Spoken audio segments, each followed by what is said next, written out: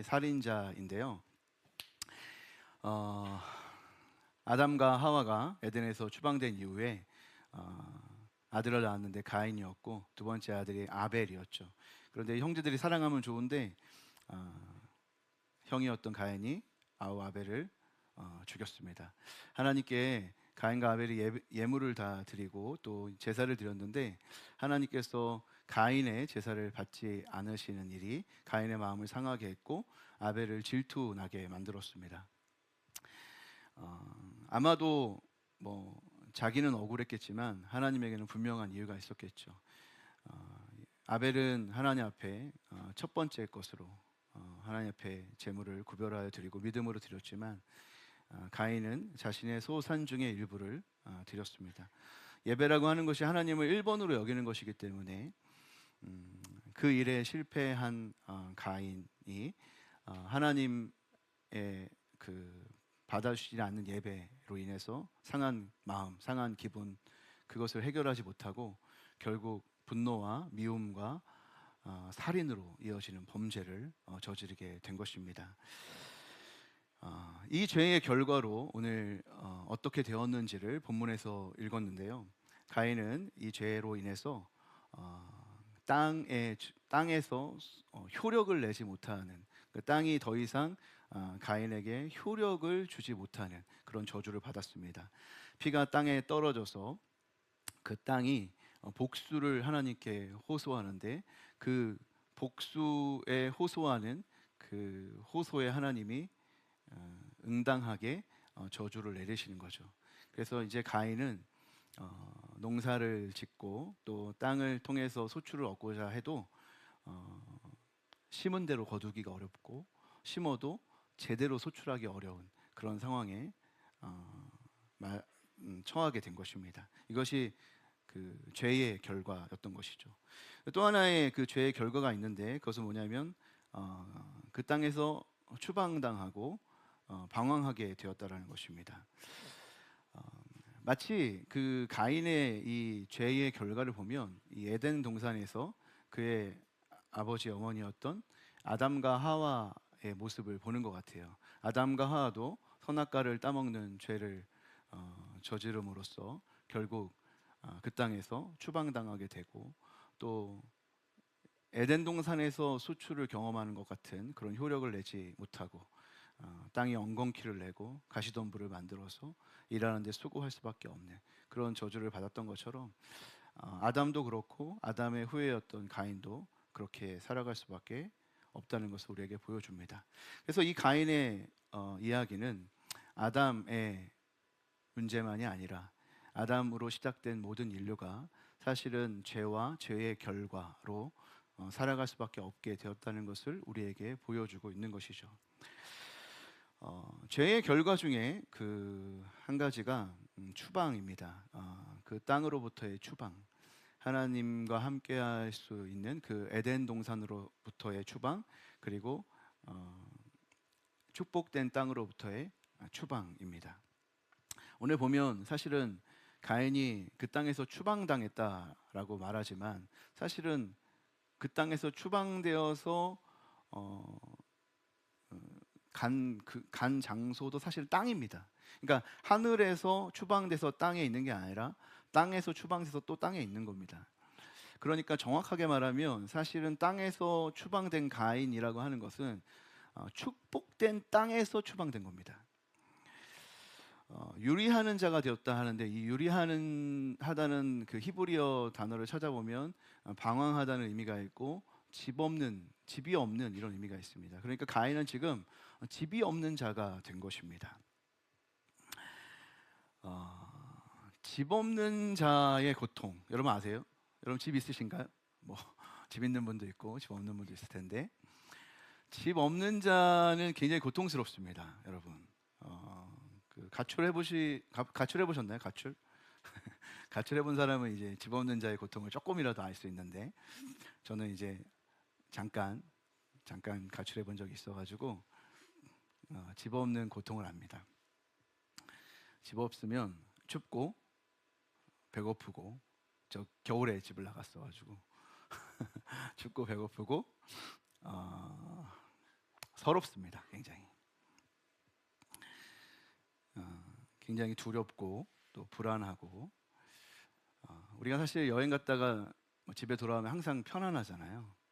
집이 제일 좋다. 집이 주는 그 안정감이 있습니다. 근데 그 집이 없다는 것은 늘 좀 불안하고 늘 좀 두렵고 하는 마음이 있는 거죠. 이렇게 여기 이제 도시가 화려하잖아요. 저 이 근처에 사니까 이렇게 여기를 돌아다니다 보면은 가끔 이렇게 화려한 이 도시 그리고 수없이 많은 이 건물들이 있는 이 도시에 왜 내가 살 곳은 없을까? 내가 내가 나의 집은 없을까? 뭐 이런 생각을 한 번씩 할 때가 있는데 마치 뭔가 이 도시가 나를 버린 것 같은 그런 느낌, 그 쓸쓸한 느낌, 그럴 때가 있습니다. 아마 집 없는 사람들 고통스러울 것 같고 집이 없다는 것은 굉장히 힘든 일입니다. 특별히 우리 서울에서 집을 갖는 거 되게 어렵잖아요. 그래서 청년들도 이곳에 있어야 하는데 공부해야 되고 직장 가져야 되니까 이곳에 있어야 되는데 집이 없어서 고통하는 사람들이 많습니다. 뭐 정부에서 이렇게 청년들 뭐 주택 보조해 주려고 이렇게 정책을 많이 피고 있지만 여전히 이렇게 젊은 사람들 이 서울에서 집을 갖고 살아간다는 건 너무 어려운 일이에요. 그래서 집 없는 자의 소원은 뭐냐면 집을 갖는 겁니다. 제발 내 집 좀 갖고 싶다. 이게 아마 집 없는 사람들의 가장 큰 소원이 아닐까 생각이 듭니다. 우리 가인도 보니까 방황하고 집 없는 자가 되어서 결국에 어떻게 했냐? 집을 짓기로 결심한 것 같습니다. 창세기 4장 16절, 17절을 보니까 가인이 쫓겨나서 어디로 갔는지를 우리에게 보여줍니다. 16절, 17절 말씀 같이 한번 읽을까요? 시작. 가인이 여호와 앞을 떠나서 에덴 동쪽 놋 땅에 거주하더니 아내와 동침함에 그가 임신하여 에녹을 낳은지라. 가인이 성을 쌓고 그의 아들의 이름으로 성을 이름하여 에녹이라 하니라. 가인이 그 땅에서 축복된 땅에서 쫓겨나서 결국 뭐를 하냐? 집 없으니까 너무 힘들다. 집 없으니까 너무나 외롭다. 집 없으니까 너무나 불안하다. 그래서 노시라고 하는 땅으로 들어가서 그곳에서 성을 하나 쌓습니다. 그 성은 에녹, 아들의 이름도 에녹, 그 성의 이름도 에녹입니다. 여기서 말하는 에녹은 여러분 우리가 잘 아는 그 하나님과 동행했던 믿음의 사람 에녹을 말하는 게 아니라 그냥 가인의 아들 에녹입니다. 에녹 성을 쌓았어요. 가인은 집이 없었기 때문에 집을 짓고 싶고 성을 짓고 싶고 안전하고 싶었고 쉼을 누리고 싶었던 겁니다. 그런데 그 가인, 그러니까 하나님을 등지고 쫓겨난 곳에서 자기의 집을 짓는 이 가인의 후예들의 삶이 이제 18절부터 조금 소개되고 있는데요. 우리 그 부분을 좀 길지만 24절까지 한번 읽어보도록 하겠습니다. 시작.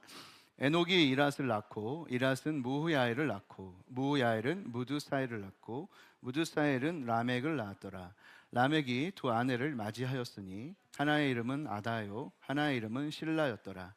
아다는 야발을 낳았으니 그는 장막에 거주하며 가축을 치는 자의 조상이 되었고 그의 아우의 이름은 유발이니 그는 수금과 퉁소를 잡는 모든 자의 조상이 되었으며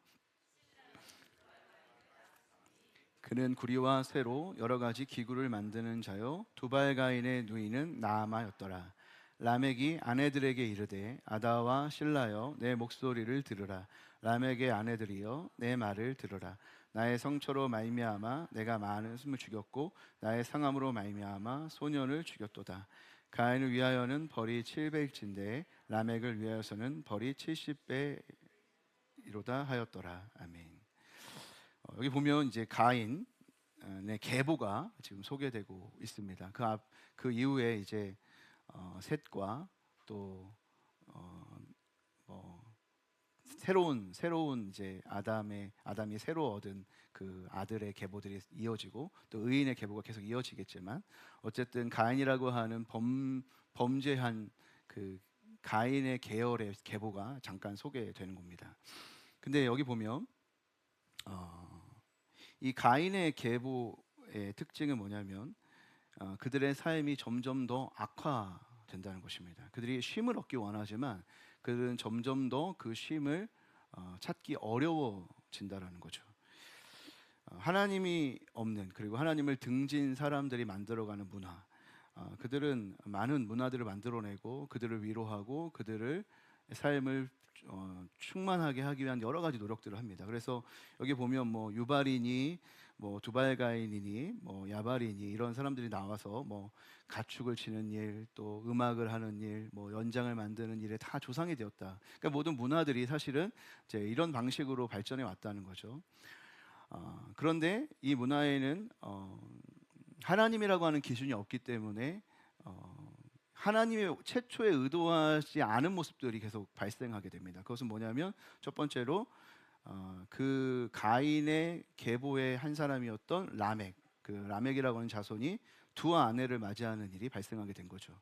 그러니까 하나님은 한 남자와 한 여자가 짝을 이루어서 한 몸이 되도록 하나님이 이 세상을 디자인했는데 라멕이라고 하는 가인의 후예가 두 아내를 맞이하게 되었다라는 것입니다. 그래서 이 아다와 실라를 통해서 이 하나님 없는 문화들이 이렇게 만들어지고 있고, 그리고 결국 그 라멕은 자기 멋대로 그렇게 했지만 자기 멋대로 한 삶 속에 평안을 얻었냐? 그렇지 않고 오히려 더 훨씬 더 힘겨운 삶을 살게 됐다는 것을 23절에서 라멕의 그 애가를 통해서 알게 됩니다. 23절, 24절만 한번 같이 읽어볼까요? 시작. 라멕이 아내들에게 이르되 아다와 실라여 내 목소리를 들으라. 라멕의 아내들이여 내 말을 들으라. 나의 상처로 말미암아 내가 사람을 죽였고 나의 상함으로 말미암아 소년을 죽었도다. 가인을 위하여서는 벌이 7배일진데 라멕을 위하여서는 벌이 70배 이르르다 하였더라. 77배, 그죠? 그러니까 여러분 보세요. 라멕이 지금 자기 멋대로 두 명의 아내를 얻었어요. 그러면 더 잘 살아야 될 것 같잖아요. 그런데 사실은 어떻게 되냐면 상처 때문에 사람을 죽입니다. 그리고 이 24절의 말씀이 가인을 위해서는 7배의 벌이 내려지는데 라멕을 위해서는 77배의 벌이 내려진다고 얘기하고 있습니다. 그러니까 이거는 이제 가인이 범죄에서 추방당할 때 두려워하면서 내가 추방당해서 살아갈 때 사람들이 내가 살인의 죄를 저질렀으니까 사람들이 나를 죽이려 하면 어떻게 합니까? 라고 두려워할 때 하나님의 일반 은총이죠. 그러니까 죽이지 못하도록 이 사람을 죽이는 사람에게 7배의 벌을 더해서 공포를 통해 이 친구를 그 가인을 죽이지 못하려 하는 하나님의 은총을 베풀어 준 겁니다. 그러니까 어떻게 보면 그 원래의 디자인은 아니죠. 공포를 통해 범죄를 막으려고 하는 것은 하나님의 디자인은 아니지만 그러나 그것이 타락한 인류에게는 효과적이기 때문에 그렇게 하는 거예요.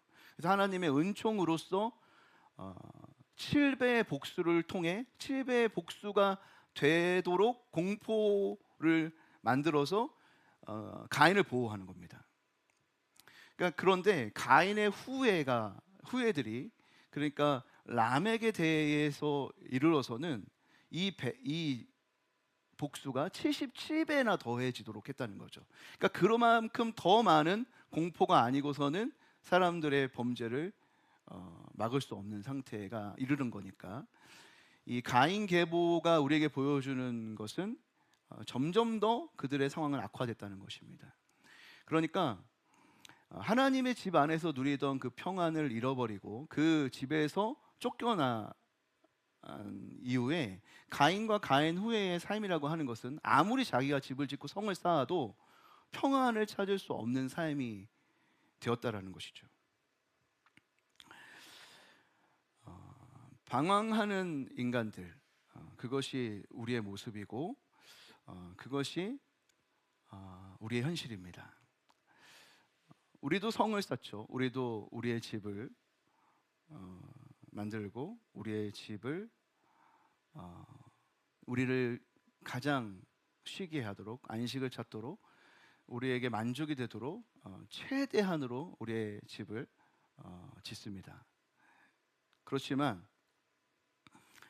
인간들은 그곳에서 쉼을 누리지 못하고 오늘 가인과 라멕이 보여주는 것처럼 자신이 지은 집에서 결코 만족을 얻지 못하는 모습을 보여줍니다. 그렇기 때문에 하나님께서는 우리에게 쉼을 주기 원하시고 집을 주기 원하셔서 우리를 찾아오십니다. 그 이후의 역사를 보면 하나님은 끊임없이 그들을 찾아가셔서 그들에게 쉼을 주시고자 하는데 한 번도 성경의 역사에 또 이스라엘 역사에 그 쉼을 이스라엘 백성들이 누리지를 못합니다. 이스라엘이라고 하는 백성을 조성하셔서 이스라엘에게 가나안 땅이라고 하는 그 집을 선물해 주셔서 쉬게 하고 싶지만 그들은 잠시 그것을 맛봅니다. 다윗의 왕국에서 잠시 그것을 맛봅니다. 그러나 대부분의 이스라엘의 역사는 그들이 추방당하고 쫓겨나가는 그런 모습을 우리에게 보여줍니다. 성경이 이스라엘의 역사는 하나님이 쉼을 주시고자 해도 쫓겨나가는 추방당하는 역사였다라고 말하는 이유는 이스라엘 백성들만 추방당한 채 살아가는 삶을 살아가는 것이 아니라 우리 모두가 다 그렇게 추방당한 채로 살아가고 있다는 것을 우리에게 말하고자 하는 것입니다. 그럼에도 불구하고 주님 우리에게 진정한 안식이 누려지는 하나님의 집을 선물하기 원하시고 그 집에 초대하기를 원하십니다. 그래서 예수님을 하나님은 보내신 것이죠. 예수님 안에서 우리가 쉼을 누리고 평안한, 그러니까 영원한 안식을 누릴 수 있도록 하나님이 예수를 우리에게 보내시는 것입니다. 예수님은 그러니까 이렇게 말할 수 있죠. 집 없는 우리에게 집을 주시는 분이다. 쉼 없는 우리에게 진정한 안식을 주시는 분이다. 이렇게 말할 수 있습니다. 그런데 그분의 모습은 굉장히 충격적이에요. 그분이 우리에게 집을 주시게 오셨다라고 말하기에는 그분의 모습, 그분의 몰골이 말이 아닌 거죠. 흠모할 만한 것이 없습니다. 그분은 이 땅에 오실 때 여관도 하나 구하지 못해서 마국간에 오셨고, 이 땅에 살아가면서 집을 한번 가져본 적이 없고, 여우도 굴이 있고, 공중의 새도 다 깃들 곳이 있는데 인자는 머리 둘 곳이 없다 하셨던 것처럼 예수님은 한 번도 집을 갖지 못한 그런 분으로 우리에게 오셨다는 것이죠. 근데 그런 분이 어떻게 우리에게 집을 주고, 어떻게 우리에게 영원한 안식을 주고, 어떻게 우리에게 쉼을 주겠다는 것인가? 당연히 믿기가 어려운 것입니다. 그러나 그럼에도 불구하고 예수님께서 이 땅에 집을 갖고 있지 않은 이유, 그것은 예수님이 가난하고 예수님이 아무것도 없는 그저 연약한 한 사람이기 때문에 그런 것이 아닙니다. 예수님의 집이 사실은 하늘에 있기 때문입니다. 그래서 이 땅에 집이 없는 사람들에게 하늘의 집이 있다는 것을 가르쳐 주기 위해 이 땅의 집을 갖지 않으신 것입니다. 예수님은 집이 없이 떠돌아 다니셨습니다. 그래서 예수님은 집이 없는 사람들을 더 많이 만날 수 있었고 그들을 하늘의 집으로 초대할 수 있었습니다. 예수님은 손으로 지은 집에 계신 분이 아니다. 스데반이 설교했던 것처럼 예수님은 우리가 지은 집에 계시는 분이 아닌 것입니다. 진정으로 쉼을 원하고 진정으로 안식을 찾기 원한다면 사실 우리는 우리의 집을 지으려 하지 말고 예수님이 지으신 집으로 들어가야 합니다. 예수님은 요한복음 14장 2절부터 3절까지 이렇게 말씀하셨습니다. 우리 같이 한번 읽겠습니다. 시작. 내 아버지 집에 거할 것이 많도다. 그렇지 않으면 너희에게 일렀으리라. 내가 너희를 위하여 거처를 예비하러 가노니 가서 너희를 위하여 거처를 예비하면 내가 다시 와서 너희를 내게로 영접하여 나 있는 곳에 너희도 있게 하리라. 이 땅에서 우리가 짓는 집은 우리에게 안식을 주지 못합니다. 우리에게 편안함을 줄 수 있고 우리에게 잠시 만족을 줄 수 있지만 우리가 쌓아놓는 모든 것들이 우리를 만족시킬 수는 없습니다. 그것은 성경의 역사가 말하는 것이고 인류의 역사가 말하는 것입니다. 어떤 누구도 자신이 지은 것으로, 자신이 소유한 것으로 만족을 얻을 수 있는 사람은 없습니다. 우리는 우리가 짓는 집에서의 안식이 아니라 주님께 초대받은 집에서 안식을 누릴 수 있다는 사실을 기억해야 합니다. 여행에 관한 명언 중에 지혜로운 자는 여행하고 어리석은 자는 방황한다 있습니다. 우리에게는 돌아갈 집이 있습니다. 우리 예수님께서 우리의 거처를 이미 마련하셨고 우리가 예수 안에 살면 우리는 그 집에 살 수 있기 때문입니다. 그래서 우리는 나그네 같지만 방황하지 않을 수 있습니다. 우리는 우리의 집이 이미 마련되어 있기 때문입니다. 마련된 돌아갈 집이 있는 사람, 그 사람은 여행자처럼 평안하게 즐기면서 인생을 살아갈 수 있는 것입니다. 예수님의 초대에 응하고 하나님의 법에 따르면 우리의 인생은 즐기듯 살아가는 여행이 되는 것입니다. 그러나 영원한 나의 집, 그것을 알지 못하는 사람들은 언제나 방황하게 될 뿐인 것입니다. 사랑하는 성도 여러분, 말씀을 정리하겠습니다. 추방된 가인이 쫓겨난 땅도 땅이었습니다. 그러나 그 땅은 축복된 땅이 아니었습니다. 우리는 가인의 후손으로서 축복되지 않은 땅에서 살면서 방황했었습니다. 그러나 우리는 이제 그리스도께 속한 자로 그리스도께서 예비하신 하늘의 집을 이미 소유한 자라는 사실을 잊지 마시기를 바랍니다. 이 복된 소식을 믿음으로 받고 듣고 누리시기를 주님의 이름으로 축복합니다. 그렇다면 우리가 밟는 땅이 축복된 땅이 될 것입니다. 마지막으로 저는 지난주 말씀드렸던 것처럼 우리가 어떠한 그림을 그리며 이 땅에서 어떻게 하나님의 약속하신 땅을 누리며 살아갈 수 있을 것인가를 생각해 보고자 합니다. 하나님께서 약속하신 가나안 땅, 그것은 먼저 분배받은 자들, 그들의 믿음 덕분에 먼저 분배받게 된 땅이고 또 나머지 7 지파들이 결국은 믿음으로 그려서 받게 된 땅이었습니다. 하나님이 우리에게 주신 그 약속한 땅은 언제나 하나님이 우리의 하나님이시다라고 하는 고백 속에서 우리에게 주어지는 땅입니다. 아무리 그 땅이 정복하기 어렵고 아무리 그 땅이 거대한 장애물과 적군들이 둘러싸여 있는 땅이라 할지라도 그 땅의 통치자이신 하나님을 바라보는 믿음의 사람들은 그 땅을 차지하게 된 것입니다. 그리고 아직 그 땅을 분배받지 못한 자들도 바로 그 믿음의 용기를 통해 하나님이 약속하신 땅을 취하게 된 것이죠. 그런데 여러분, 이스라엘 역사에 여러분 가나안 땅을 소유한다라고 하는 것은 소유했음에도 불구하고 하나님을 하나님으로 섬기지 않을 때 언제나 그 땅을 빼앗겼습니다. 하나님이 약속하신 땅이라 할지라도 하나님을 하나님으로 여기지 않을 때, 하나님의 통치를 거부할 때 이스라엘 백성들은 언제나 그 땅을 빼앗겼어요. 무슨 말이냐? 하나님이 약속하신 땅은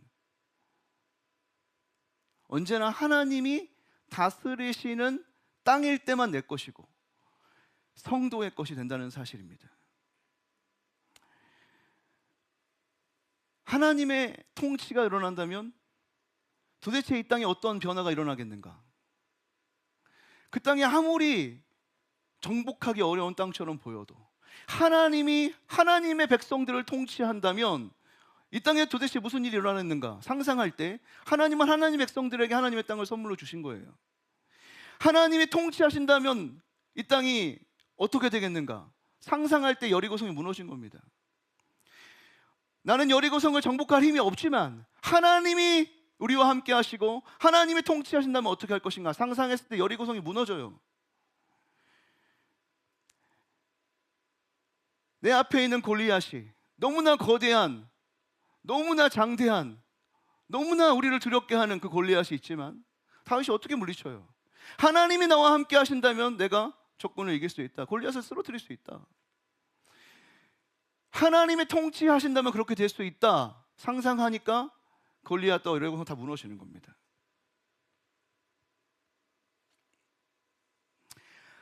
하나님의 집을 소유한 사람, 그리고 그 기쁨을 소유한 사람은 하나님의 통치가 일어나는 세상을 상상하는 힘을 회복할 수 있습니다. 하나님의 통치가 확실한 세상을 이미 소유한 사람은 이 땅에 하나님의 다스리심을 믿고 이 땅에 하나님의 통치를 상상하는 능력을 회복할 수 있습니다. 사랑하는 성도 여러분, 누리시는 천국을 통치하시는 하나님께서 내가 밟는 땅도 통치하시는 하나님이라는 사실을 잊지 않게 되기를 바랍니다. 믿음으로 땅을 정복하시고 그 땅에 하나님의 통치가 일어난다면 일어날 거룩한 상상을 회복하시기를 바랍니다. 회복될 여러분의 가정, 회복될 우리 교회, 회복될 이 도시, 우리가 마음껏 주님의 통치를 상상하면서 믿음으로 달려갈 때, 우리가 그 땅을 그리고 쟁취해 나가려고 할 때 하나님 우리에게 그 땅을 주실 줄로 믿습니다.